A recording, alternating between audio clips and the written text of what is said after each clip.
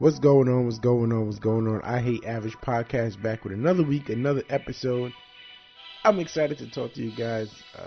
Last week I was slacking, but I'm telling you, we're back every Friday.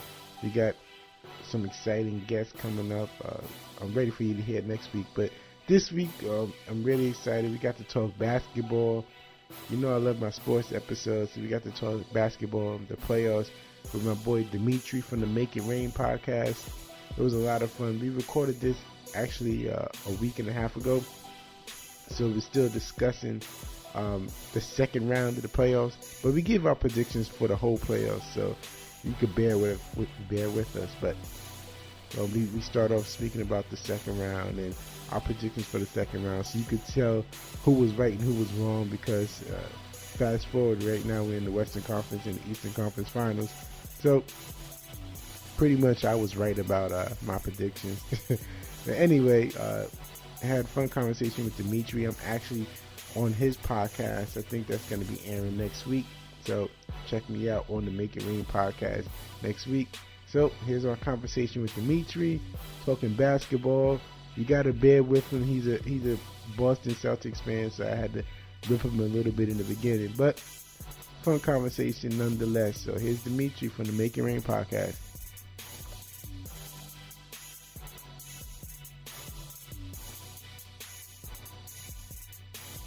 I'm excited. This is going to be our playoff predictions episode. I'm really, really excited. I got Dimitry. What's going on, man? Can you introduce your podcast? Introduce yourself. What's going on? My name is Dimitry. I'm from Boston, and my podcast is called the Make It Rain podcast. Basically, we just talk basketball, NBA basketball. Nice. And unfortunately, Dimitri's from Boston, and he is a Celtics fan. We'll get into that later. We'll find out why he was cursed with that with that fandom. So, what got you started with podcasting, though, man? Got 17 championships. Oh my gosh! What got you started podcasting, though, Dimitri? I started last year in the summertime. I like talking NBA with people, and I figured if I just not, record my conversations, and, I took a podcasting class, and I just started, doing a podcast about basketball. That's what's up. And you're doing a podcast about basketball, but you're not really discussing real basketball because you're talking about the Celtics. Especially this year, they had a lot of struggles. They had last year they went far into the playoffs with their rookies, but this year they're struggling with Kyrie back, and which he's going to be a Knick next year. But anyway, they got Kyrie back. They got Kyrie back. They got Kyrie back this year, and they got Gordon Hayward back this year. And it was a lot of problems throughout the season. The playoffs, they seem to have themselves together, but what do you think is going on? Do you think they're going to beat the Bucks, or do you think their issues is going to catch up with them? Well, the Celtics actually took game one, so, we split. Before the playoffs started, when I heard Marcus Smart went down with his oblique tear, I originally had Milwaukee at first, but after I saw the Celtics sweep Indiana, I had a change of heart, and I went Celtics in 6. Celtics in 6. I'm gonna go Milwaukee in 7, but I think the Marcus Smart injury was a kind of a blessing in disguise. Of course, you don't want to see someone hurt, but because there's so many talented players on the Celtics, I think Brad Stevens is. The issue was minutes, and I think playing time and pivotal playing time throughout the game. And being that you have one less star that you got to worry about giving a good 15 to 20 minutes, it kind of spreads it out more. And Rozier is happier, Tatum is happier, and Jaylen Brown has been balling. So I think it was a blessing in disguise. I definitely think that what you're saying is true. The rotation is much tighter, and there's like a 8-man rotation, so that's pretty good. But you still need Marcus on the defensive side. He makes many winning plays, as most people know, that don't show up on the box score. No, yeah, So 100% it's gonna be tough. Yeah. Honestly, I think if they do a miracle pass by the Bucks, they'll feel it more against the Raptors trying to play Kawhi, and they don't have anyone to cover Kawhi with. That would be Marcus Smart's spot. He'll be the one covering Kawhi and trying to slow him down. You can't really stop Kawhi. You'll be trying to slow him down. But I think that's when they'll feel it a little bit more. This series, Giannis, he would have killed Marcus Smart. He's about 8 inches taller. He's stronger. He's faster. No one man can defend Giannis right now. Exactly. It's a team defense. Yeah. And I like the way they've been playing them. They putting up a wall. They have a lot of long players in front of him. They keeping a lot of. They have Horford in front of them. They have Baines. I think they have who else was in front? It was a lot of long players that they just been keeping in front of, not letting him penetrate the way he likes to. Morris has been defending. Horford's defending. Baines is defending. Giannis just abuses Tatum, so I don't know why you put Tatum on him. But I think Brad should actually put Jaylen Brown, instead of Tatum on him. You think so? Well, it's when they switch. Tatum unfortunately just gets on Giannis, and it's just like Giannis just overmatches him with strength. So it's not a contest. No, you're right. But game one, I thought it was interesting.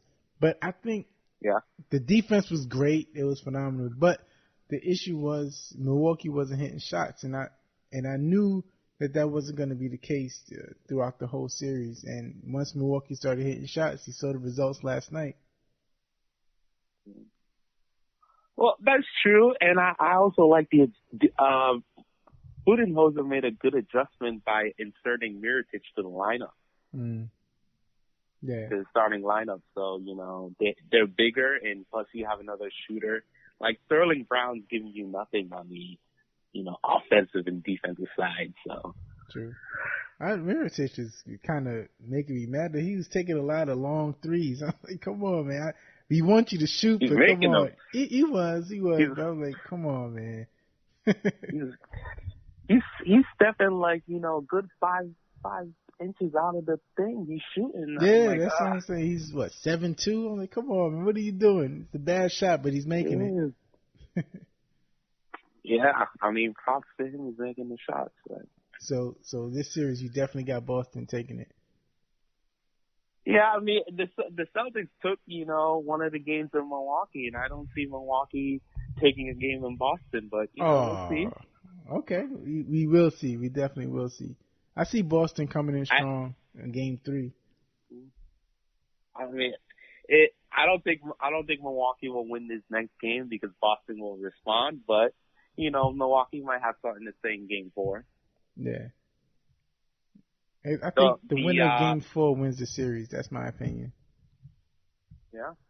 I think Brogdon coming back is going to be real interesting, though. Yeah, man. Yeah, man. 50, 40, 90. And, he can shoot the three. And, Sterling Brown is giving you nothing. So, he can come off the bench. Yeah. But I think he had just the aspect, even if, of course, he's not going to be his regular self, but just having him as the distraction, where he's going to open it up a little bit more. But can he shoot off an injury, though? Off of an injury, I don't think he's going to be as accurate. I mean, he's not going to be as efficient, but he's still shot like 40% from three, so you got to watch out for that. True. But it's definitely going to open it up more for Giannis because you got to defend Brogdon, so it's going to open it up a lot more for Giannis, and he's going to give you a 45 in Game 4. Yeah. That's my prediction. He's going to have 45 and 15 rebounds. He's going to have 45 points? 45 points, 15 rebounds in game 4. Is he gonna take like 30 shots? Well, Giannis, he's pretty. His field goal percentage is pretty strong. He doesn't need to take a lot of shots. No, he doesn't. But this series, he's been shooting like less than 40%. Yeah. Well, he can't get to he hasn't been getting to the basket. They've been putting up that wall, so he's been taking those long twos. Yeah. Giannis has been making threes. That is what I'm kind of worried about. Yeah, I mean, if he keeps that up, I think he shot like 5 for 9 from three. Yeah. Well, last night they was just everybody. I could have shot a 3 if I was on Milwaukee last night. Everybody was shooting threes. Well, Middleton was like 7 for 9. Yeah, that was ridiculous. He got everything started like. Yeah, that was ridiculous. And he was shooting off the he dribble. Just open up. He was shooting off the dribble. I was like, whoa, okay. He would like pull up for like the 3-point line, and I was like, wow. Yeah, I'm like, oh, it's one of those.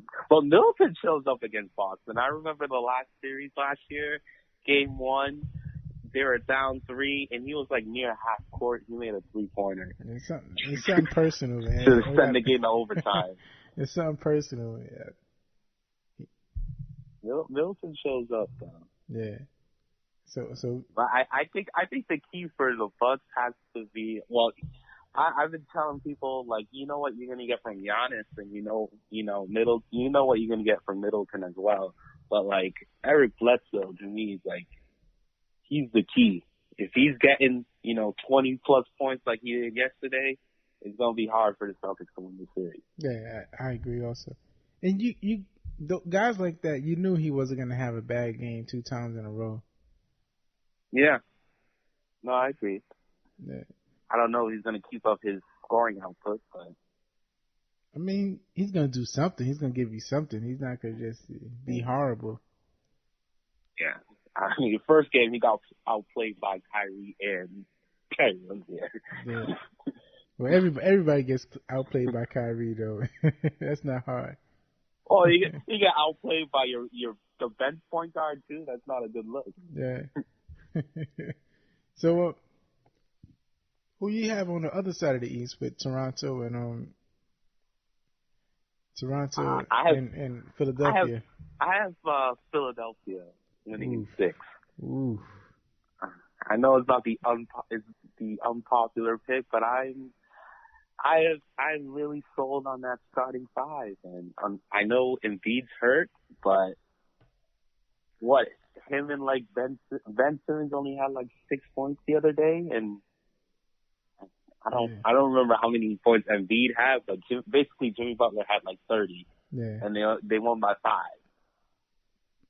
Yeah, I mean I get it, but I think Kawhi is on a whole nother level right now. Kawhi he's in the zone. I don't see him losing.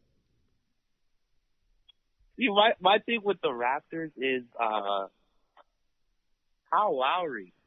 Kyle Lowry, their bench, and like I know Marcus Gasol was just acquired. He's been doing really good on the defensive side, but he hasn't had an explosive game yet. Yeah. So, I think he might be the X factor actually. You think so? Yeah. I don't know. He's so shaky in the play. I don't know what's going on with him. Like, does he get nervous? I don't know.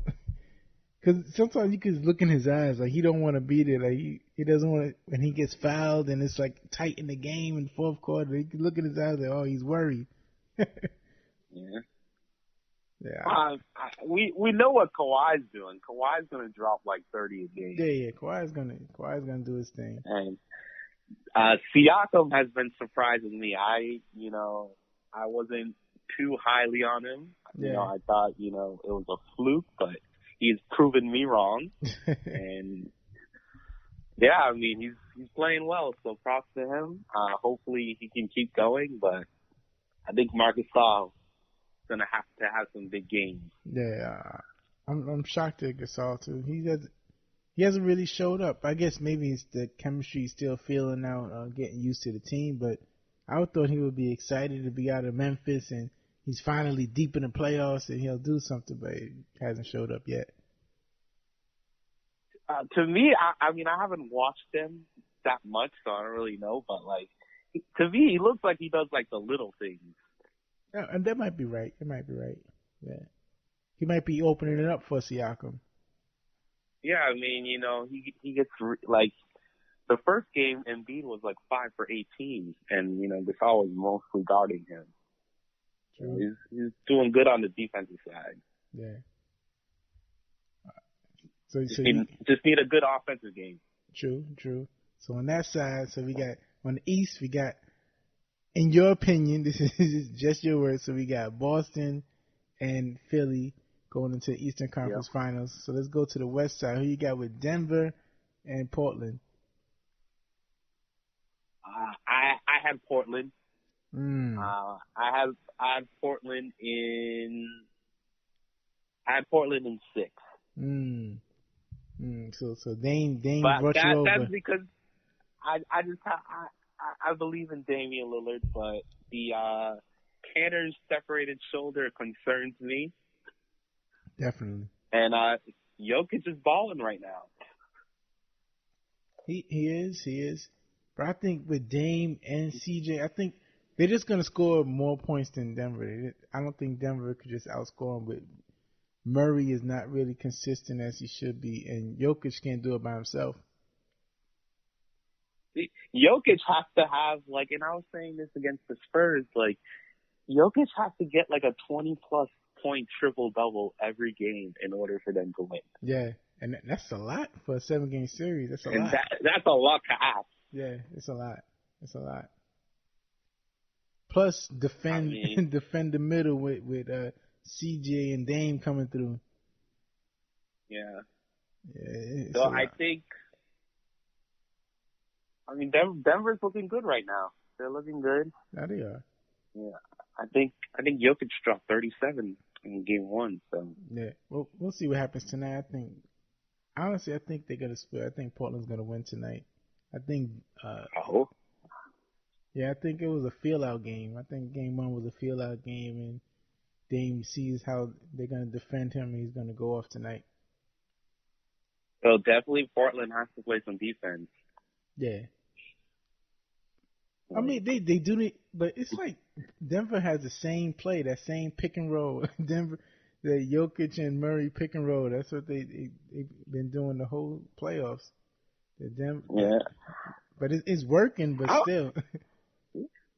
I was watching Denver the first round against the Spurs, and like the Spurs just missed opportunity because man. the Spurs should have if you're like looking at this, the Spurs should have swept Denver because they won game 1. Yeah. They won game 1, and in game 2 the Spurs were up 19. Yeah. 19 points, and Denver came back to win. The Spurs won game 3 with Derek White getting 36. Yeah. And then game 4, the Spurs were up double digits, and then after halftime, the lead just disappeared. If the Spurs kept the lead for the 4 games, they could have swept them. I think game 7 too. I think the Spurs had the lead in game 7, I believe. Yeah. And it lost. But I think I don't know. No, go ahead. I'm sorry. To me, DeRozan and Aldridge were just too they got their numbers, but they were just too quiet, and they didn't make like an impact. Yeah, I think honestly, I think they was waiting for each other to take over. I think DeRozan was waiting for DeRozan was waiting for Aldridge to take over, and Aldridge was waiting for DeRozan to take over. I think they didn't want to step on each other's shoes, and then by that time, the series is over. Yeah. Yeah, it was tough. Plus, did you watch the last minute of Game 7 where Pop didn't tell them to foul? Yeah, I saw that. I didn't know what was going on. I didn't know. I don't know why he didn't foul. It looked like he was telling him to foul, and he just didn't foul. Yeah, I feel like they just. I'm done. I'm ready for the Bahamas. I think it's like the players just said, I'm Yeah. ready to go. I'm ready to go. Yeah. Oh man.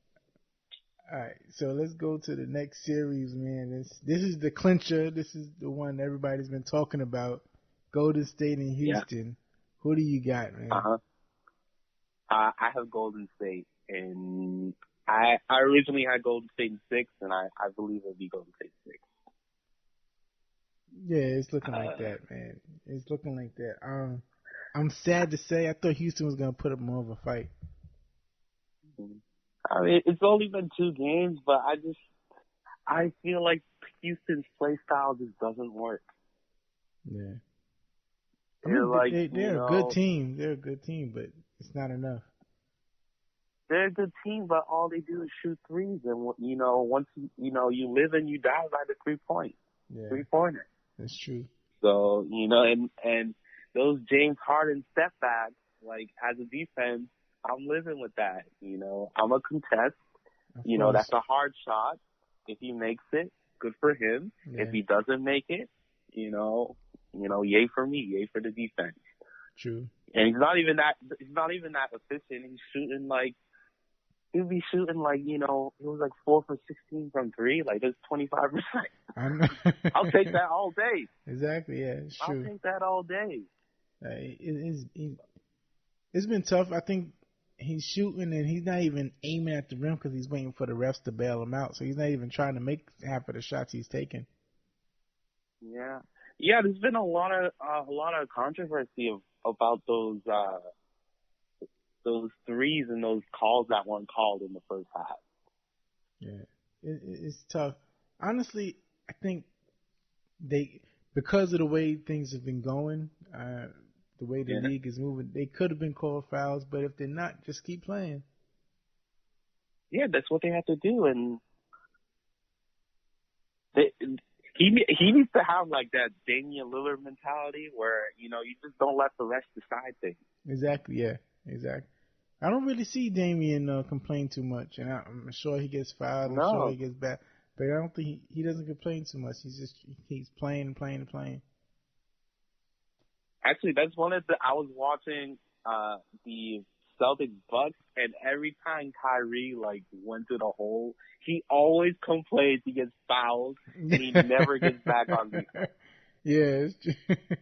He never gets back on defense. Man. He's always like, the foul. That's what I hate about NBA players.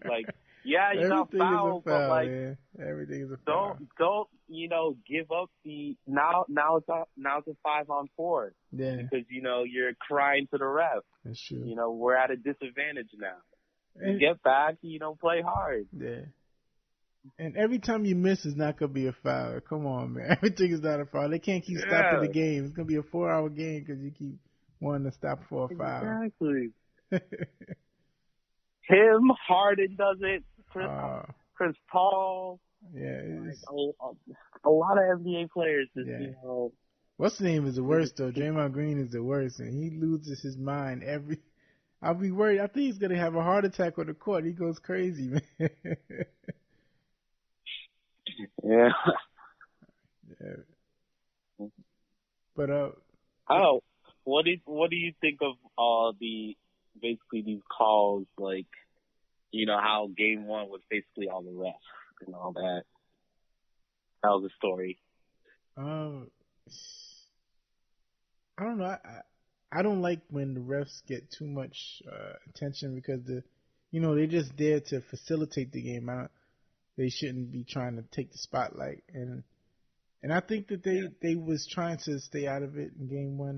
They did. That's why they didn't make too many calls. They was just letting the players play, and it's just that the players complaining so much it drew so much attention.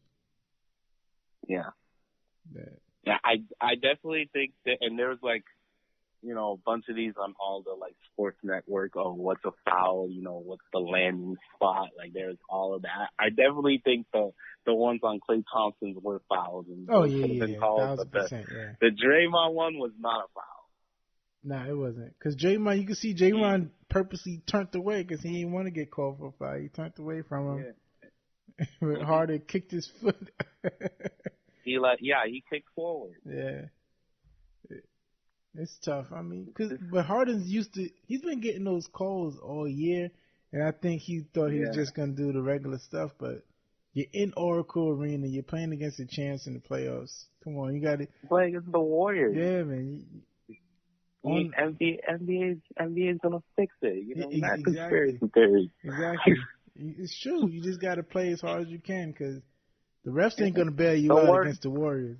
So, exactly, and that is what Houston is not doing, and that's why I cannot see them winning the series. Yeah. You know, they count on the refs. You know, their play style is not gonna work. Yeah. And and Golden State, you know, they got 4 All-Stars. It's true. Thank God Cousins is. It wouldn't even be fair if Cousins was there. There wouldn't be no players right now because they'll just be running through teams. They're struggling a little bit because there's only 4 of them, only 4. But that's just making it a little bit competitive. But it's still not going to be enough to beat them. Well, I feel like if Cousins was there, it would probably slow the game down. You think so? So that could, you know, well, defensively for Houston, that would be bad because Capella wouldn't be able to hang with Cousins. But offensively, you know, Houston could probably exploit that. Yeah. But he's also another hothead, so he'll be getting texts, and him and Green, they'll be getting texts and getting thrown out of games. I can't imagine that. Yeah. I do think Houston has the right idea defensively, like letting KD beat you and not letting Stephen Clay beat you. That's a great idea. Cause is this you need Harden to get like 40. Yeah. 40 plus.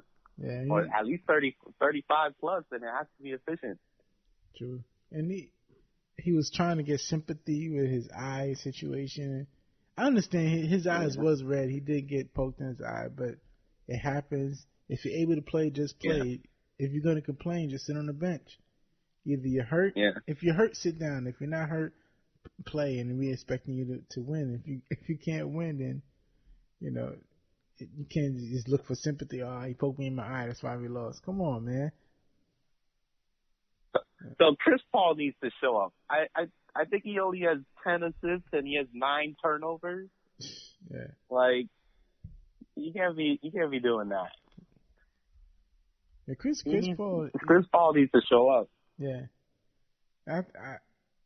He is healthy. This is probably the first playoffs he's been healthy in like the last 3 or 4 years. He's healthy. You can tell he's ready to play, but he just hasn't been effective. No, he hasn't. They don't need him. He's been a lot of complaining though. He's been doing that. Yeah. He hasn't been scoring. He's been complaining a lot. Oh man. And he gets away with it because he's the president of the Players Association. Yeah, exactly. Yeah. It's true, yeah. And he seems like a nice guy, but on the court, like I don't know. I would hate for him to be on my team. I would honestly hate to deal with Chris Paul. He seems like he's irritating. Yeah.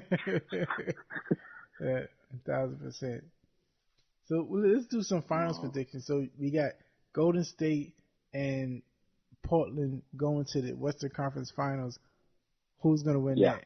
Who's going to win that and go to the finals? It's going to be Golden State. Yeah.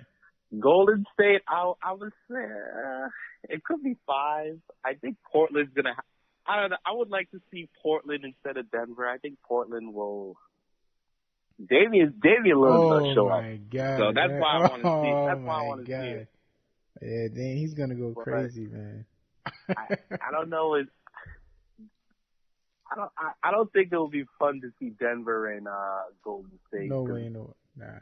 They just own Denver. You know, Golden State just turns the switch on and boom. Yeah. And all those Jokic passes, those long defenders, there's no way he's not gonna get those passes off. Nope. It's gonna be a turnover. Yeah, Iguodala's gonna be running. It's an easy dunk for Iguodala. It's gonna be a turnover. Yeah. So you got Golden State going to the finals on the East side. Mm. So you got Philly against Boston. Who got that? So obviously, I will have Boston beating Philly.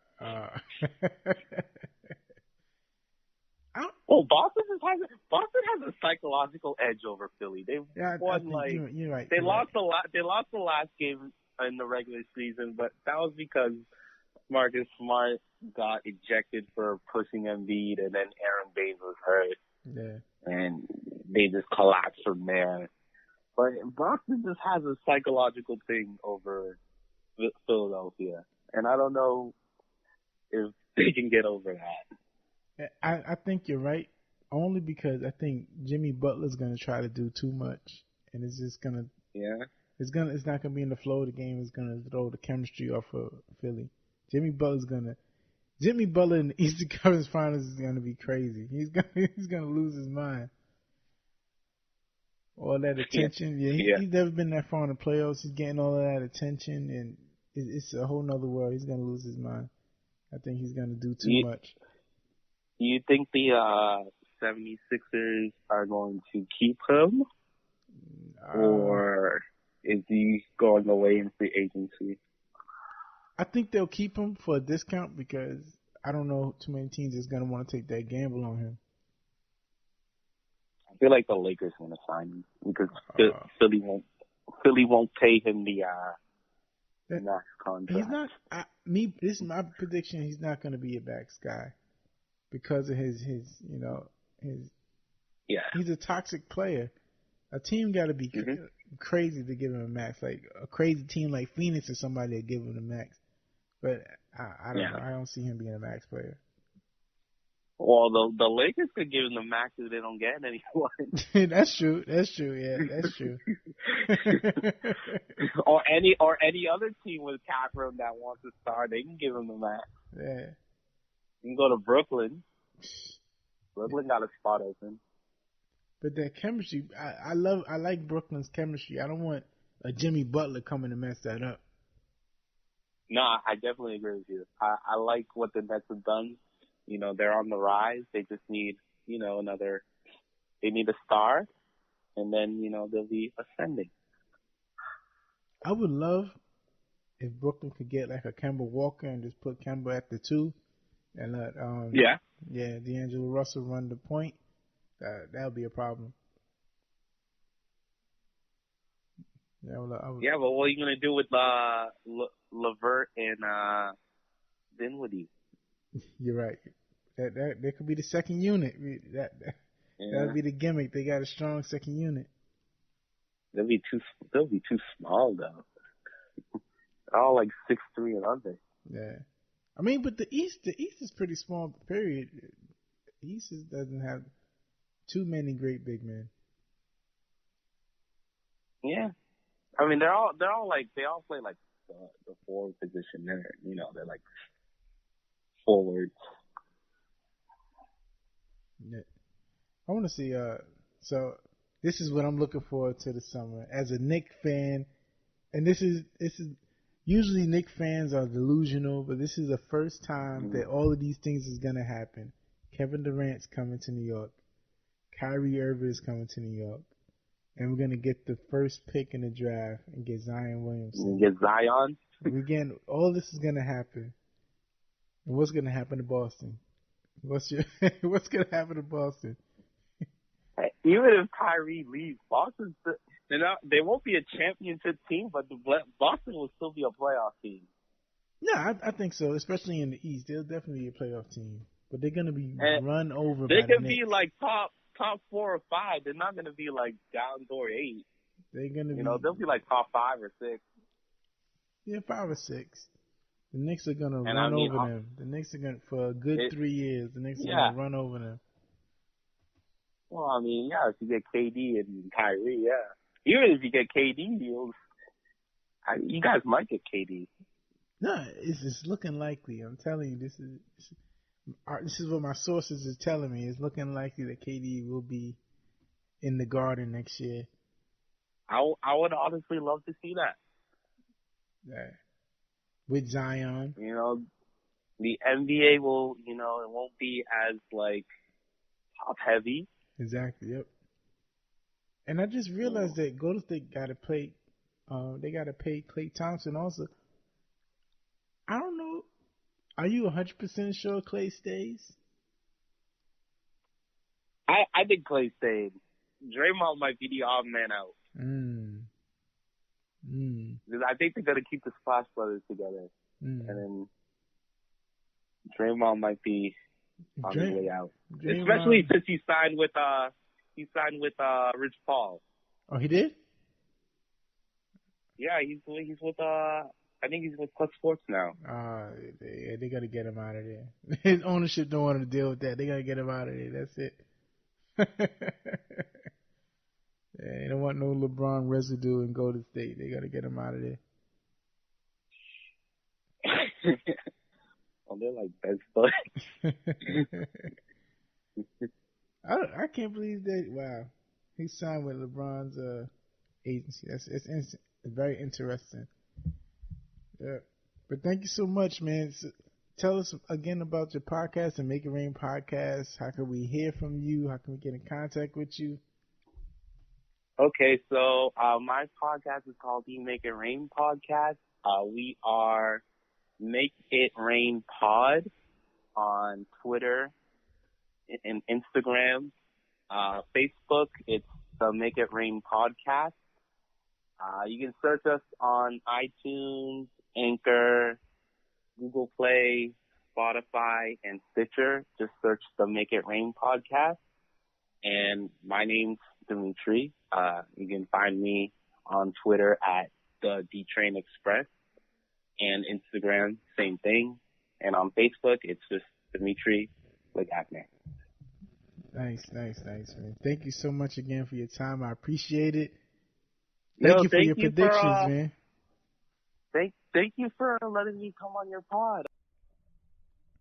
There you have it. Yeah, I had to get at Dimitri a little bit about liking the Celtics, but the Knicks, he got back at me. The Knicks is struggling the last couple of years, but I think we're going to be right back in the mix with some big free agent signings. And even though the draft lottery didn't go our way, I was expecting the number one pick, but some shenanigans had to go on in the league, and they had to do us wrong. We got the number 3 pick, but we're going to make do.